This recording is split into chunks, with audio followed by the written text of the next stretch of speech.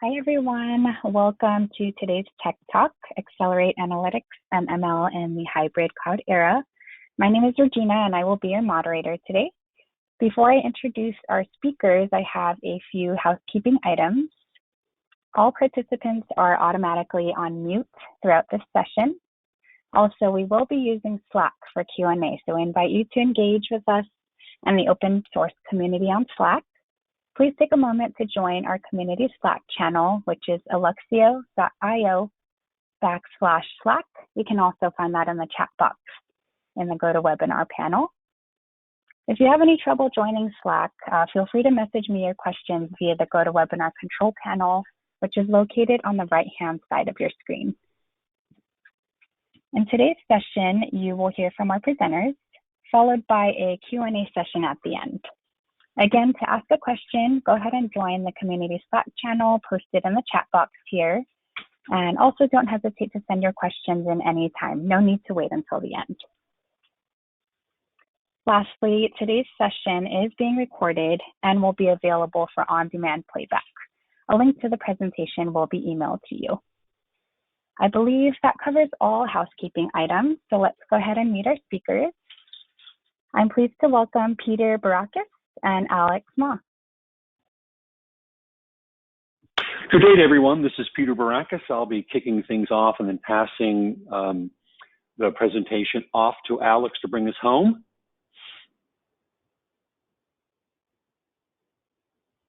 Our agenda for today is we're going to talk a little bit about the market to get some, thought alignment.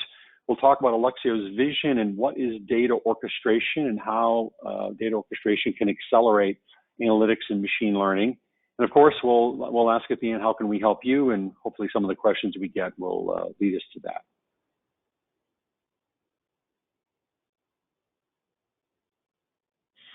So today, the customers and companies we call on, this is the way their world works. And I hope some of you are looking at this as you review the slide and think, yep, that's us. They've got data warehouses, internal apps, file, they're using the public cloud or clouds. They have a data lake typically built on Hadoop. They may have some on-prem objects, and of course, they may be using the cloud. And there's just lots of silos of data.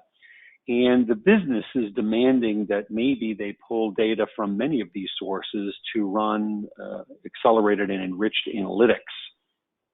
And the fact is, trying to do data migrations forever to consolidate the data into one place, which is sort of what happened with the Hadoop era, the data lake era. I think everyone agrees it just doesn't really work, right? There's just too many moving parts, too many lines of business with their own agenda, their own IT and their own data. And then there's security and there's GDPR and a number of different things that prevent data from being shared. So I think the message here is there's just going to be a number of data silos, and how does the business tackle this while they're wanting to do greater and greater and faster analytics and machine learning to be more competitive in the marketplace.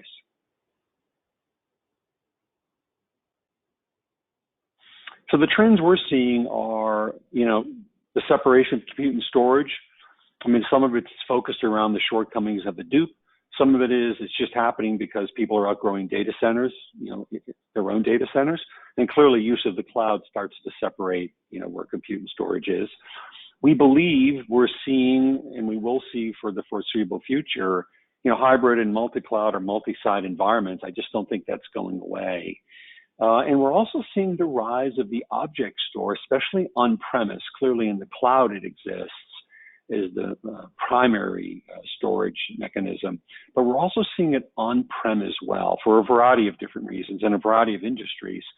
And we're also seeing that the IT executives that we call on, they want to compete and they want to provide a cloud-like experience. They want to have the newer tools. They want to offer self-service because to some degree, the lines of business may not always be committed or have to use internal IT. And left to their own devices, the lines of business are going to do what's best for their line of business. And corporate IT has to compete a little bit in that area. So we're seeing a big trend to try to cloudify, if you will, the internal IT infrastructure. Oftentimes we hear things like, well, we're moving to next gen. And next gen is going to be Kubernetes and Spark, and it's going to be an object store, as opposed to their legacy Spark on Hadoop as an example.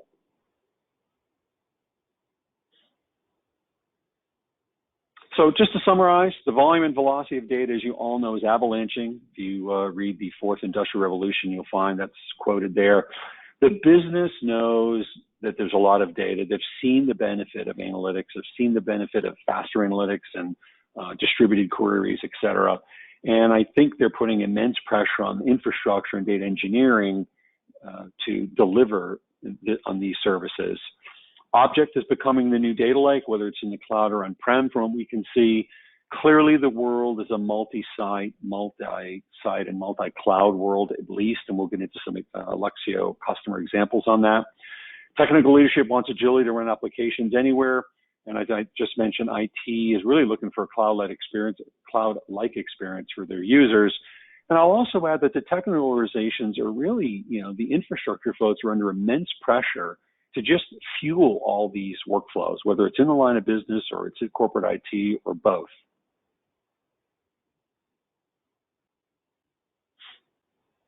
So what's Alluxio's vision? Our vision was to orchestrate data for analytics and machine learning to enable companies to grow and be agile regardless of where the data in the computer are located. It's a very liberating, big idea, right? And if we do our jobs right, and what we're seeing over the last 5 or 6 years that we've been in the marketplace is we can accelerate a lot of workflows 2 to 6x, whether it's accelerated fraud protection or fraud detection, research for treatments like COVID, or uptime for pretty much everything we know from industrial and digital technologies. Being able to do this faster as the data is moving and the compute frameworks are changing is really imperative for the success of most businesses and governments.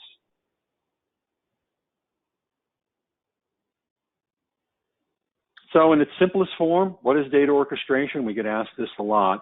A platform that brings your data closer to the compute across clusters, regions, and clouds. Basically, we want to make sure the data is near the compute because we know that's going to provide the fastest result for the business.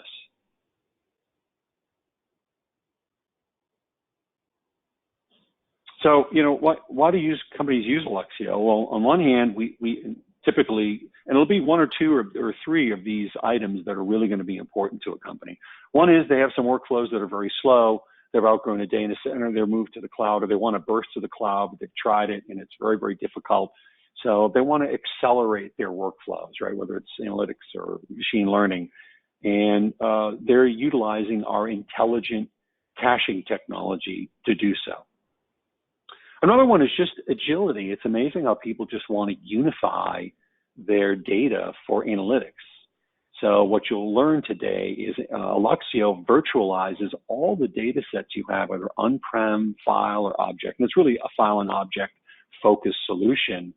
And now people don't have to go and find their data. They really just come to the Alluxio application, which has virtualized all their data.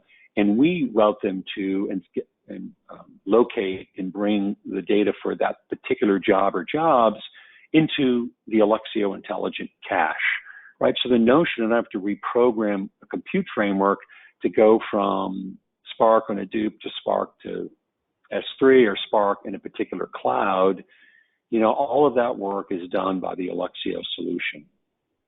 And I think the punchline there is people can immediately take advantage of having data in other places without going through the programming. And they don't have to continue to update that interface because these interfaces do change over time.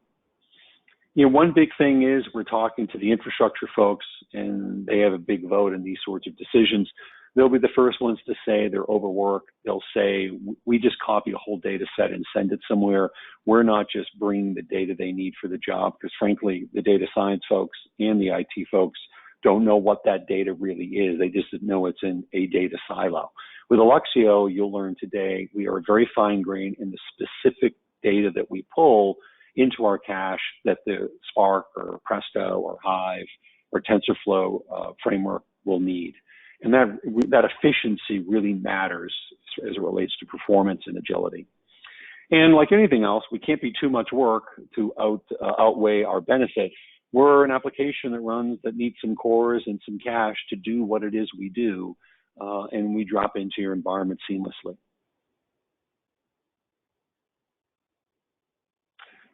We've been in the market for 5 years. We came out of AMP Labs at UC Berkeley in Northern California, and it was the big idea that compute and storage would be separated, and there would need to be an orchestration layer to bring the data closer to compute, so companies can run analytics and machine learning in a fast manner. And since we've launched the solution into the market, we've got hundreds of companies that are using it in production. You'll find we're a node-based type of solution. So, we've got customers that have 6 nodes. We've got customers that have 50 nodes, 200 nodes, and 3,000 nodes, just depending on who they are. And you can see here, it really crosses most of the major verticals, in the world, and it crosses across. It's in many countries as well.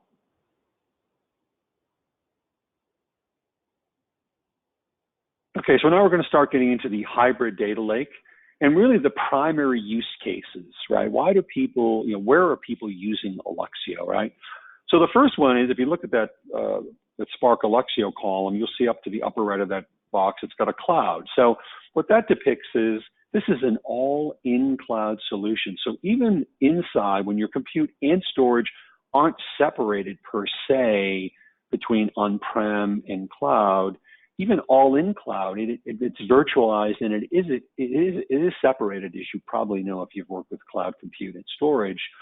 And we've found Alluxio being used in that environment can still accelerate the workflows by eliminating and extracting and virtualizing all the layers that compute has to go through to get the data, and all the efficiencies that might exist. And we'll talk about a specific use case and a customer who does that today and sees, I believe, 6x performance enhancements with in an all-in-cloud solution from Alexio. The second solution is really, I would say, to date has probably been our most popular. People have wanted to use a second data center, or they've wanted to burst to the cloud or have either compute and or data in the cloud. We call it a hybrid use case. You can see here there are 2 boxes. One of the box at the top has got that same cloud. That's depicting where, where that framework is located, Alluxio in this case with the compute, and it's extracting data from on-premise. You can see kind of a building down to that smaller square where the data would reside. So to us, it's a hybrid use case. In this case, they might be, the options we would give them is, they can have Alluxio pull just the data needed into the compute framework, run the job, and send the data back to Hadoop, and what we call do zero copy burst, meaning we leave no data there, which complies with some of the legal requirements people have. Or some people will have us pull the data, run the analytics, and they'll have us place the data in the cloud. And it's more of a kind of, I'll call it a medium speed way to start moving their workflows and data into the cloud. And then the final use case we're seeing become more and more popular is the one to the right, which is all on-prem, but it's companies moving their compute frameworks, say Spark or Presto or whatnot, and they're moving it off of Hadoop, or they want to share it with an on-prem object store from IBM or MinIO or Locality or Ceph or EMC with ECS, any of those on-prem object solutions.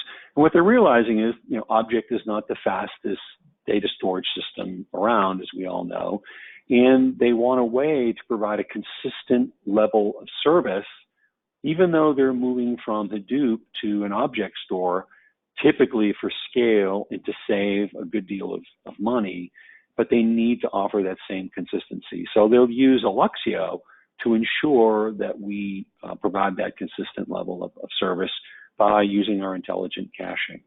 So those are the 3 primary use cases, and there's wins underneath some of those things. Like that middle use case, you'll find, I mentioned earlier, we minimize the amount of egress that if data was in the cloud and you were pulling it to do compute on-prem in a hybrid cloud use case. the egress charges, as most people know, can be 3 to 4x the monthly storage costs with any of the cloud providers. Being able to minimize that is a cost justification win for the companies that use Alluxio.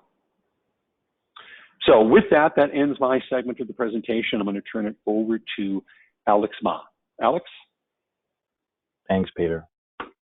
So we'll dig into the middle use case that Peter was talking about and spend a little bit more time digging into what exactly it means to be hybrid and how this typically plays out. And this is a pretty common scenario for a lot of the customers and users that we work with. They start off with a problem, and that problem is they've got a data lake that is compute bound and complex to maintain. Most of the time, this is going to be running on something like a HDFS or something like a Hadoop, and there's a desire to be able to do more against the existing data lake. But because of the way that it's architected, this becomes challenging. There's a desire to leverage compute, and typically that compute is going to be somewhere else. Now, this happens because of a number of reasons. Sometimes the data center where your data lake is at capacity. Sometimes there can be any number of different reasons where these things might be segregated, but oftentimes users will simply want to leverage resources in the cloud, but be unable to move all of their data up to the cloud with it, and that presents some obviously challenges, right? So the first one is, obviously, if you've got some of these big data frameworks deployed in a Google Cloud, you run into bandwidth limitations that make querying the data that you have on the ground in the data center very challenging, right? Second is trying to actually copy your full data set to the cloud. One of the terms that I've heard recently is that data has gravity. And when you're talking about multiple or tens of petabytes of data, that data is definitely heavy, and it's difficult to lift fully into the cloud. So it makes it challenging to be able to leverage these cloud resources or resources that you may have in another data center when you're not able to move the data or access it remotely. So what Alluxio does is essentially provide you with a third option. And really that third option is essentially the ability to act as an abstraction layer for these compute resources in the new data center and allow those resources to seamlessly access data from the data lake and provide data locality and caching for that data so that repeated requests for the same piece of information don't end up stressing out the network infrastructure. Now, what this ends up doing is really two things. One, for the application that is in the cloud, it provides access to the data so they can access it just like it was local. So your performance increases and it becomes a tenable architecture. The second thing that it does from a benefit standpoint is that it actually offloads a lot of the work from the on-premise original data lake. You're no longer running workloads against it. Maybe it's being used for some traditional things, but a lot of the things can move off to another layer and you can start independently scaling your compute and your I/O. So lots of really interesting possibilities there. Additionally, Alluxio can be configured with policies.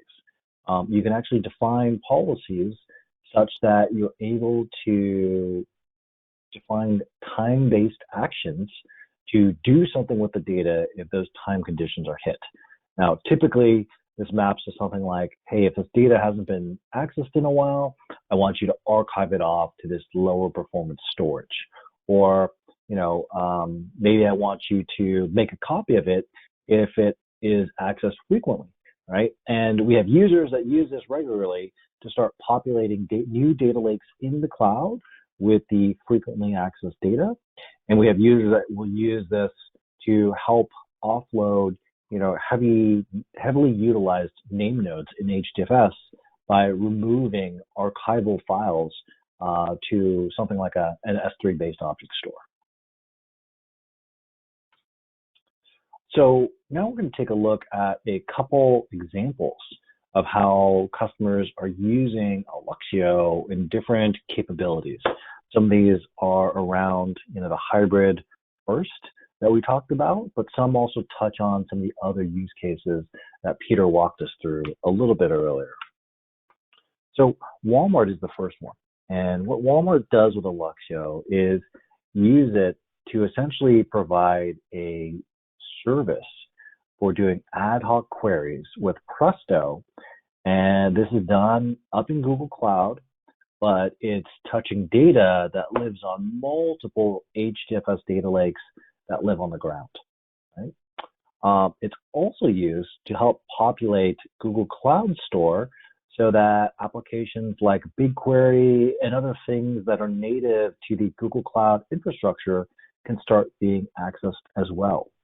And so it provides a really interesting capability. I believe what this allows them to do is to service on demand and to service peak usage for something like 3,200 different analysts that have to ask all kinds of questions against the data warehouse. And they're able to do it in a very cost-effective way because it's being done in the cloud. They're able to actually get better performance with Alluxio and Presto combined than they were seeing on the ground with just Hadoop and Hive. And so that performance translates into being able to service more users at the same time with a better customer experience, since those users are being serviced in a faster time, and it allows them to reduce the cost of their compute and run these things essentially on demand or plan for end of quarter spikes. So really interesting solution from Walmart.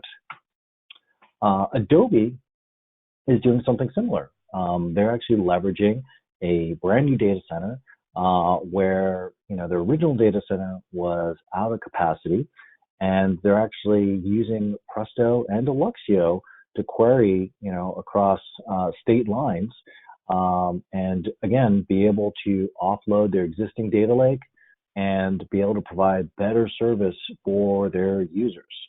And so this becomes again a very interesting solution to help offload a very large, a very heavy HDFS data lake with a new hybrid type solution where they're not really bursting to a cloud, but they're bursting essentially to a remote data center. In that remote data center, they've got Presto and Alluxio independently scaled to be able to service these workloads and essentially isolate them from some of the other things the data lake is normally doing.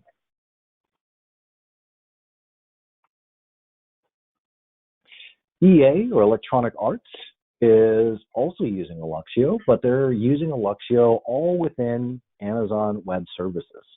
And so they use it to do a couple things, right? Essentially, this is running in Amazon EC2, accessing their data lake that lives on S3. And what Alluxio is able to do is provide a number of caching benefits for the data that lives in S3 for Presto.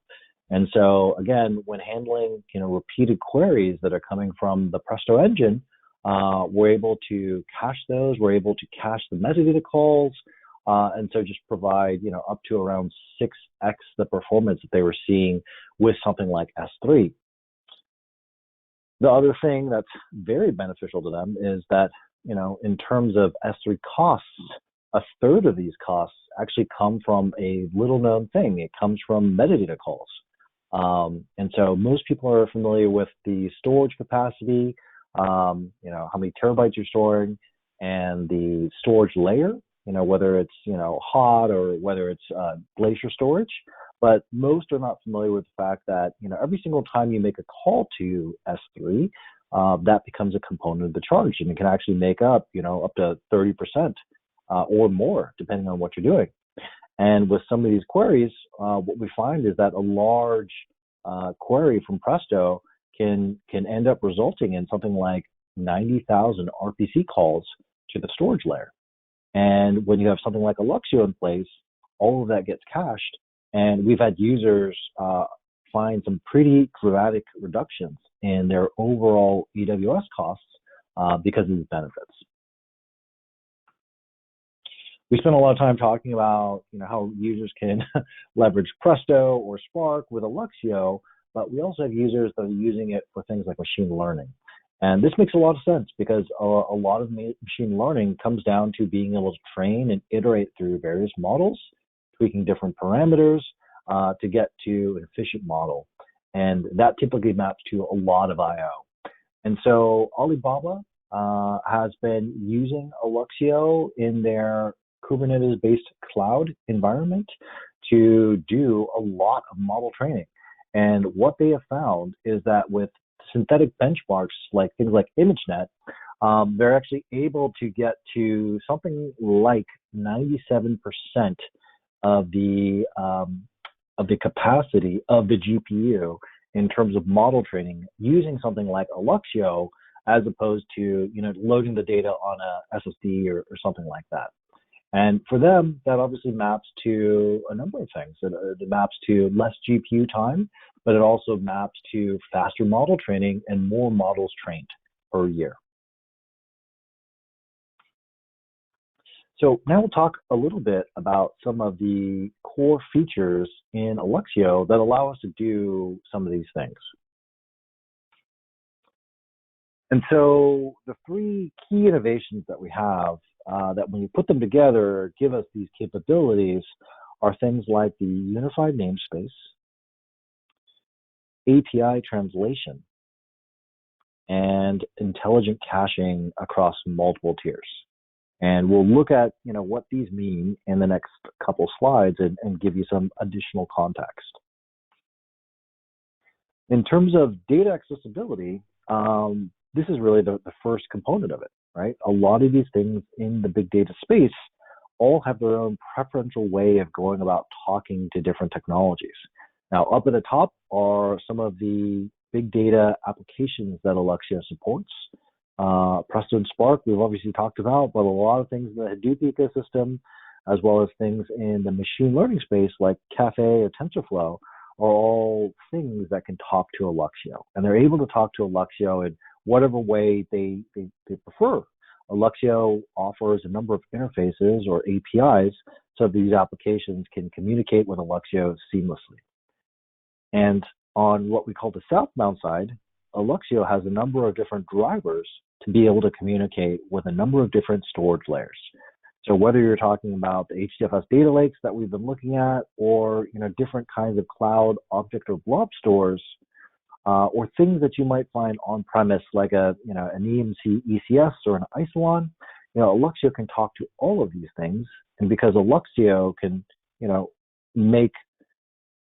speak to so many things, it essentially makes the data more accessible to applications. And so this can be a great thing because applications can essentially use this as a seamless abstraction layer.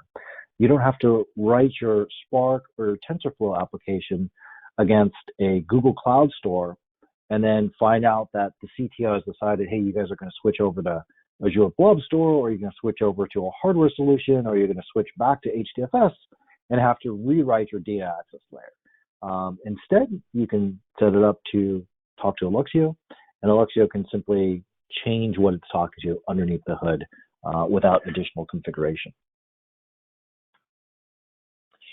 Data locality with intelligent multi-tiering is how we provide a lot of the benefit that we do when it comes to performance. And so what we're able to do is install co-located with these applications and essentially leverage resources that would otherwise go unused and use that to provide a data locality or a caching tier that's local to that framework.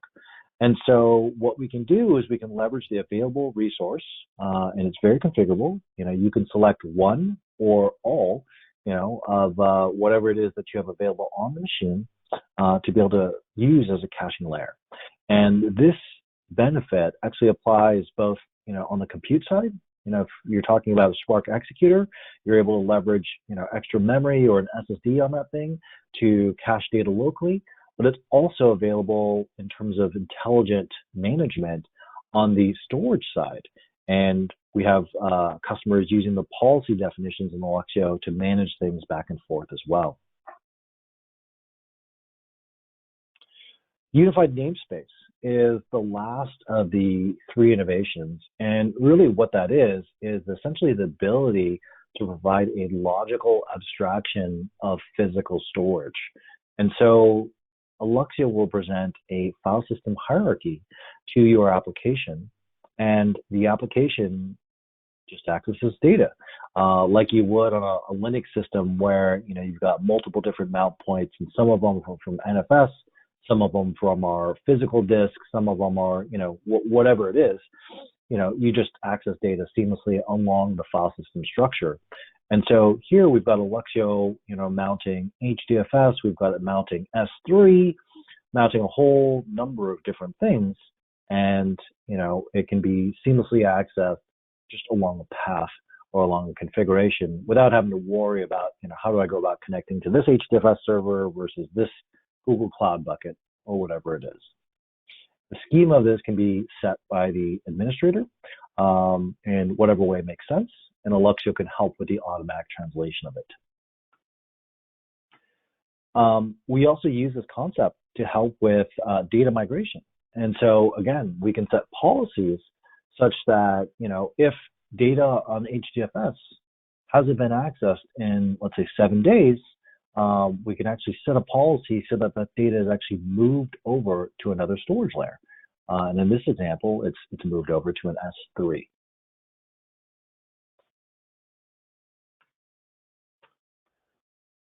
In terms of architecture, the architecture of this is actually pretty similar to HDFS, if you're familiar with that concept. We have an Alluxio worker, an Alluxio master, and those would map to, say, a HDFS data node or an HDFS name node. And so the way this works is that in a typical cluster, Alluxio workers will be installed co-located with the big data application. Those applications will use a Alluxio client to talk to the cluster, and that client is essentially able to interrogate the master to see if a given piece of data that the client or that the application is asking for, if it's accessible, right? And the master will either respond in one of two ways. Either it's already cached somewhere in the cluster and the request can be serviced locally, or if it's not, it will tell the closest worker to reach out to where that piece of data actually lives and fetch it from the underlying store to service the request.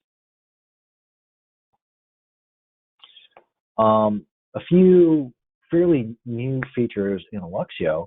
A lot of what we've talked around has mapped to files and objects, but we also map to databases as well. And so we've added an abstraction layer, not just for mounting file systems, but we've also done one for mounting metastores as well. And this is probably more familiar in the concept of things like Hive or Glue, but we've essentially got the ability to tie into those to simplify the deployment of Alluxio to leverage the existing data that you have defined in terms of their location, their formats, all of those other things.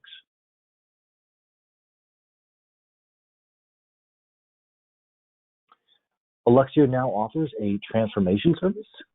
This is a result of a partnership that we have with Starburst Presto. But one of the things that we observed was that a common thing is that the data that is going to be queried is stored in a storage optimized format, things like CSV.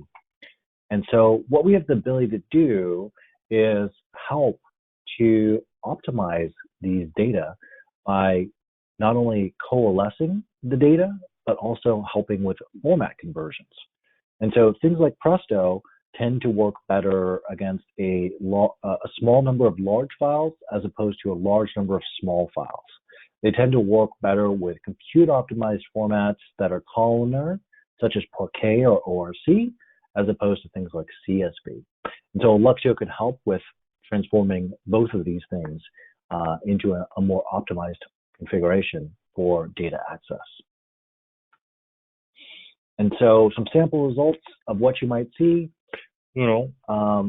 Presto asking a query of a large number of CSV files might take 20 seconds. After Alluxio has been added and started doing some transformations, that comes down dramatically.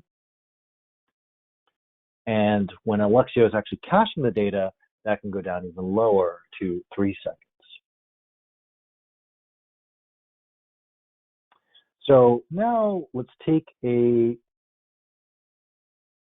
break, and we'll take a look at an example Alluxio system. And we're actually going to start out at the data lake layer. And so here I am, I have a HDFS cluster.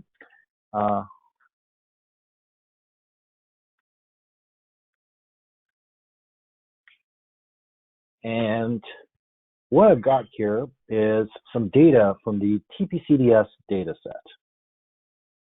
Okay. And so I've got two of the tables for TPCDS stored on my data lake. And what we're going to do is we're going to look at how Alluxio can be used to go about querying some of this stuff. Okay. And so you can see here, this stuff is snappy compressed. It's stored in a Parquet format. And you can see kind of the path that I've been accessing. This data is located on temp TPCDS store sales. Now, if I open another window, here I have an Alluxio cluster, and this Alluxio cluster actually lives in a remote data center. So we're gonna show off that hybrid cloud bursting use case that we talked about earlier. Now, if I go through the Alluxio CLI, it's actually very similar to the HDFS, if you will. And what I'll do is I will do a FS admin report, and that will actually show you kind of the state of the Alluxio cluster. We can see here that this is a cluster with 3 workers. It's got about 90 gigabytes of capacity, and that capacity is comprised of memory. So we're actually using some free memory on these machines to actually store this data. And we actually are using something like 40 gigabytes of it, right? And so what we can do is we can actually do a couple things here. I can show you that Alluxio has a few things mounted. And so in this case, the mount command shows me that I have this HDFS cluster mounted on slash of my file system. And so if I tell Alluxio to do a similar file system ls on slash temp, what I'll actually see is I'll see the same data that I have on my data lake, because Alluxio is essentially connected to that data lake. And I'll do the same thing with the TPCDS and store sales. And so what you'll be able to see is, all the data is accessible in Alluxio completely seamlessly. I'm accessing it from a totally remote data center, and my application, in this case, just the CLI tool, is completely unaware of the fact that this lives in a remote data center. Now, what we're going to do is we're going to look at a sample case. Now, here I am.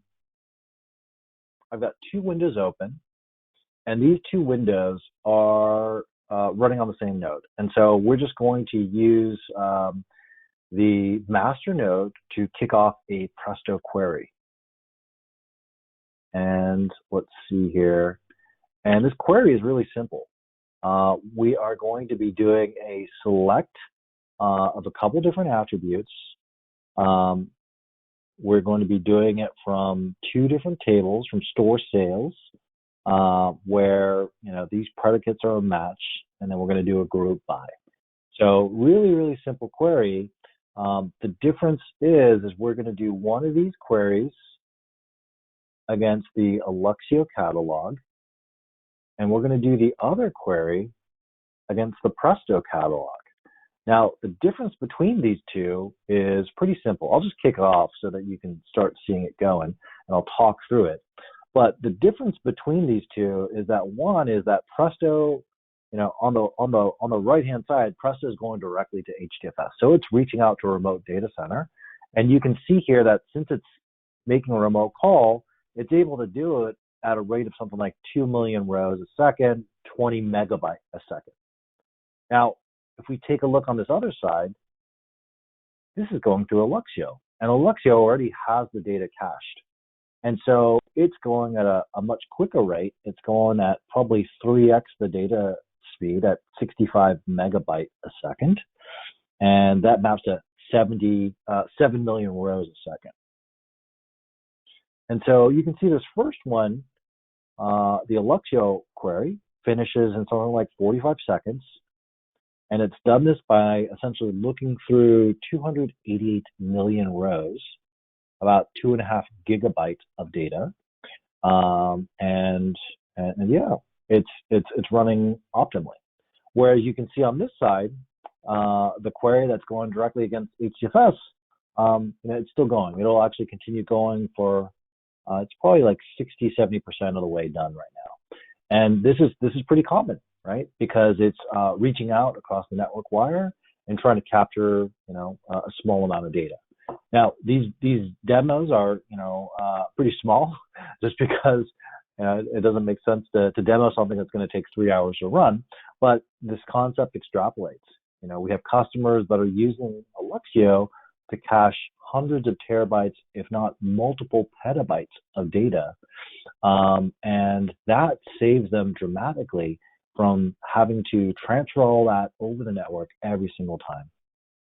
So you can see kind of the comparison between the two, minute 54 and 45 seconds between the two for Presto going directly to HDFS and Presto going to Alluxio where the data is already cached from HDFS.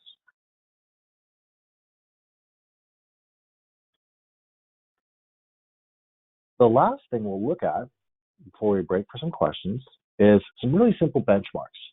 Now, there are a number of common things that get used for things like Apache Spark or Presto when you start talking about big data benchmarks. And a lot of these you can find under Intel's Hive. But even within there, they break down into different categories. Some are meant to exercise the GPU, some are meant to exercise the CPU, some are meant to exercise a combination of those along with the storage medium. And so for that, we actually pick out some of the tests that are pretty relevant. One of them is this thing called Parasort. And it's typically a MapReduce workload where you're sorting a number of words. In this case, we're sorting about 250 gigabytes of data. And we're seeing what this looks like when the data lives on Alluxio, when it lives on S3, or when it lives on HDFS. And this is all, within a single data center. So if you start talking about remote data center, these numbers start to look even better, right? And we'll send out a copy of these slides afterwards. This is just, informational, more so that you can get a sense of comparison. Some of the specs for the machine are up at the top. And the configurations for the number of executors and number of executor cores is down at the bottom. And in this case, a lower time is more performant than a higher time. DFSIO is a pretty standard job for HDFS, and it's really meant as a sanity check, a speed test, if you will. After getting a HDFS cluster up and running, you want to get a sense for, what kind of I/O performance you're going to get out of that cluster. And so in this case, what we do is we test DFSIO with a workload that is a write followed immediately by 2 reads against 100 gigabyte of data. I think, 100 gigabyte of data. And you can see here some really impressive numbers. And the reason these numbers are impressive is very simple. I mean, Alexio is caching the data locally, but you can use this to extrapolate. If your workload is very I/O bound, or if your IO layer is very IO bound, then you can start extrapolating what kind of gains you can get leveraging something like Alluxio for your big data application. Lastly, we're looking at kind of a more real-world workload. This is TPCDS. It's it's a pretty interesting benchmark. It's a very large generatable data set along with about 100 different queries that are run. And you can see here in the blue line what EMR against S3 will do from a performance standpoint, and what EMR using Alluxio to cache the data will do in red. And so it's a little bit hard to see some of these numbers, but generally we see anywhere from fairly large gains in performance to maybe a 30% improvement.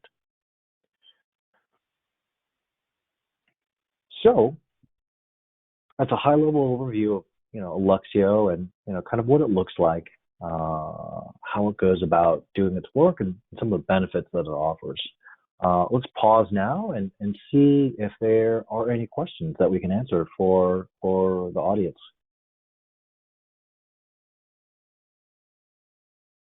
Thank you, Peter and Alex. Lots of great information, and I can see that we do have a few questions that have come through. As a quick reminder, if you wish to ask a question, please join us on Slack, or feel free to message questions through the GoToWebinar control panel. All right, it looks like our first question, does Alluxio work with machine learning? Yes. So typically what we see are things like TensorFlow, but we also see some users using Spark ML or machine learning. We're starting to see other users use things like PyTorch or Caffe, or even things like Ray. So yes, we definitely work with machine learning workloads. And Alluxio is actually perfect for those because the training for machine learning is very repetitive and very IO heavy. And the goal is to keep the GPU typically fed as quickly as possible. And Alluxio has a lot of benefits for that. Awesome. Let's see here. Another question. Does this have advantages in non-hybrid cloud configurations? Yep, it definitely does. So Alluxio does a lot of caching and a lot of abstraction, right? And so in scenarios where, let's say your HDFS cluster is overloaded and you want to take some pressure off of it, Alluxio can be great there.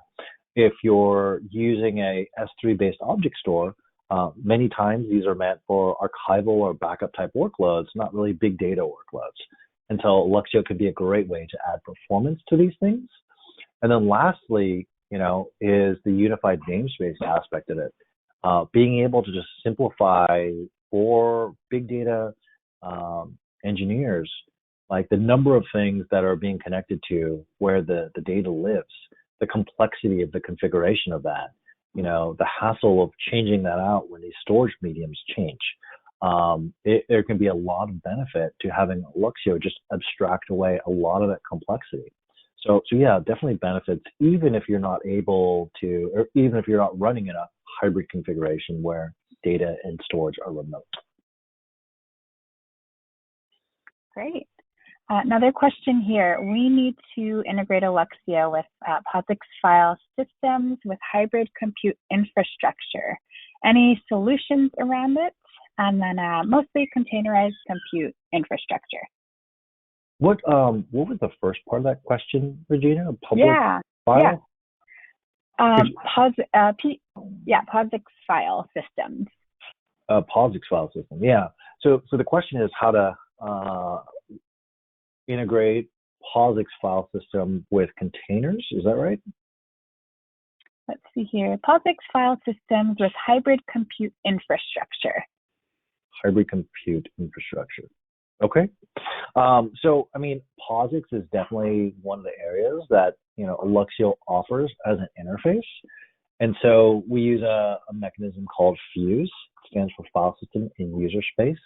But what it allows us to do is expose Alluxio as a POSIX mount. And so, if you had a mount point /mount /Alluxio, you could go to that with your, Bash script or your Python script or your HPC application that's written in C, and kind of seamlessly access Alluxio through that, POSIX mount point, and do so pretty seamlessly. So yeah, it's something that we definitely offer. In terms of the public cloud infrastructure, need some more clarification. If you can provide it, happy to answer.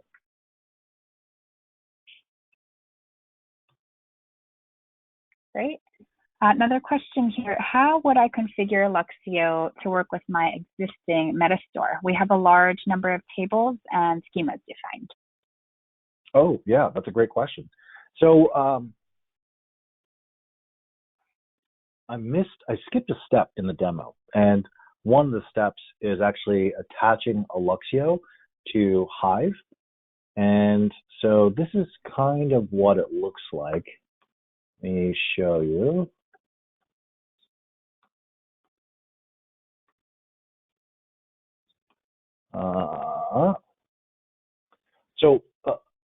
I can't get back to the command. The shell history won't show me, but essentially Alluxio has a command that allows you to point it to your existing metastore. And that metastore might be Hive, it might be Glue. And when you point Alluxio there, what you're able to tell it is, hey, I want you to mount this given catalog in Hive, and I want you to expose it as something in Alluxio. And so what that allows us to do is, let's say you've got a dozen catalogs and 100,000 tables defined underneath Hive.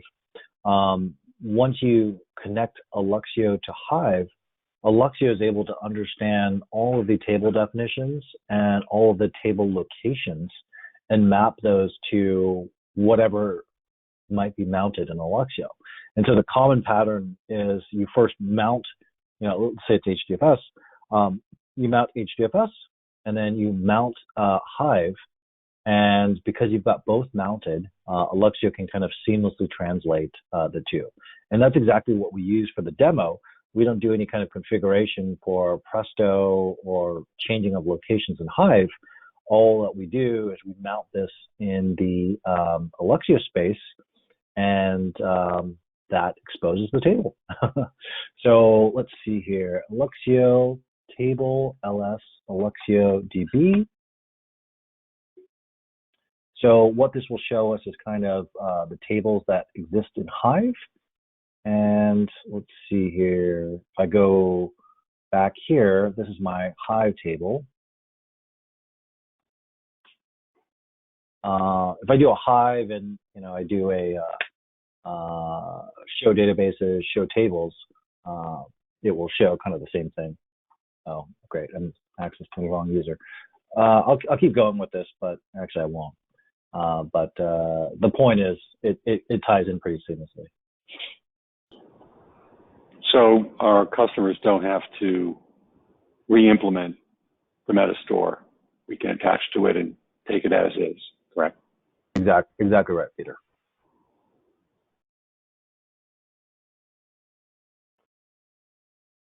Great. And then we have, looks like we have time for one last question here.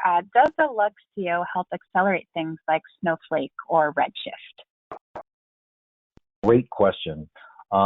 Not currently, and not in the midterm or the near term, but software is always flexible. So if we get the demand for it, obviously that may change.